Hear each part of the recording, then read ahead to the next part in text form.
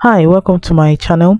My name is Felicia. In this video, I'll be sharing with you on how to forward WhatsApp message with view enchant link.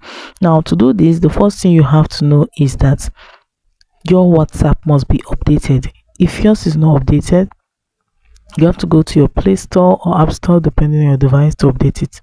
Now, the next thing is to make sure that you and that person that you want to forward a message from a group chat to is in that group. That person, both of you must be a member in that group. Now, the next thing you have to do is to go to the particular group that you want to forward a message with view in chat.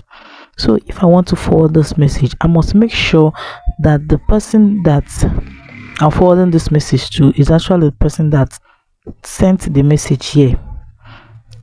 Now just highlight it, click on the three dots here, click on reply privately. So right here I'm going to click on the 1 2 3 and the question tag here. So you see mention, you see the hashtag there, mention, just click on it. So you just click on it.